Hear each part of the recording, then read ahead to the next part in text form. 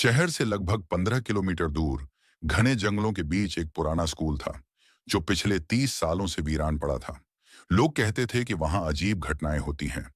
रात में बच्चों के रोने की आवाजें, दरवाजों का अपने आप खुलना बंद होना और कभी-कभी तो खिड़कियों से झांकती भूतियां आकृतियां भी देखी गई थीं। शहर के कई लोगों का मानना था कि वहां जाने वाले कभी लौटकर नहीं आते, लेकिन फिर भी कुछ लोग ऐसे थे जो इसे महज अफवाह मानते थे। रोहित एक यूट्यूबर था जिसे डरावनी जगहों पर वीडियो बनाने का शौक था। उसे जब इस स्कूल के बारे में पता चला तो उसने अपने दोस्तों नेहा, समीर और आदित्य के साथ वहां जाने का फैसला किया। अगर वहां सच में भूत प्रेत हैं तो हमें कुछ न कुछ रिकॉर्ड जरूर मिलेगा, रोहित ने कहा। और अगर नहीं मिले तो भी हमारे पास एक रोमांचक वीडियो तो होगा, नेहा ने हंसते हुए कहा। रात के 10 बजे चारों दोस्त कैमरा और टॉर्च लेकर स्कूल की ओर रवाना हुए।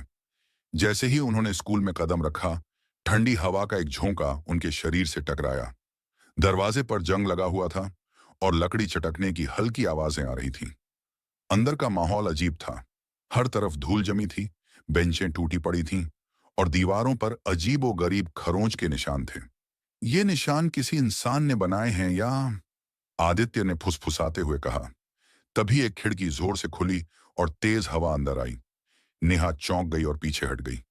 यहां कुछ तो गड़बड़ है, समीर ने धीरे से कहा। रोहित कैमरा ऑन करके एक क्लासरूम की ओर बढ़ा। बोर्ड पर चौक से खुद ब खुद कुछ लिखा जाने लगा। यहां से चले जाओ, वरना तुम्हारी आत्मा भी यहां फंस जाएगी। चारों के रोंगटे खड़े हो गए। ये क्या मजाक है? कौन कर रहा है ये सब? रोहित चिल्लाया।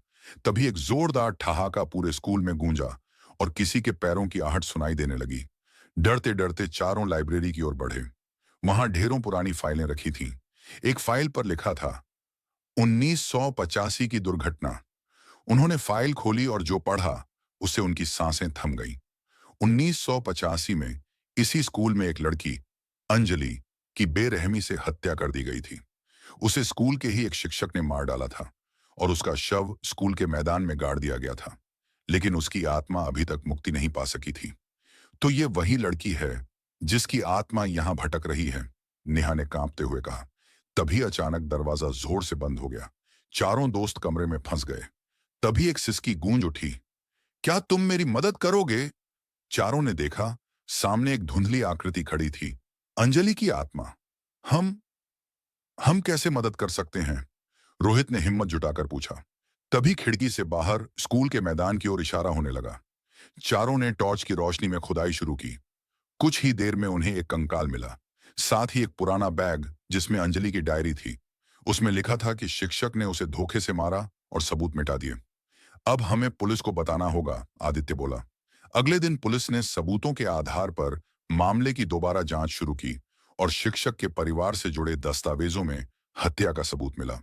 जब अंजलि को न्याय मिला तो स्कूल से अजीब घटनाएं भी खत्म हो गईं। लेकिन कहते हैं, कुछ आत्माएं हमेशा मदद की तलाश में रहती हैं।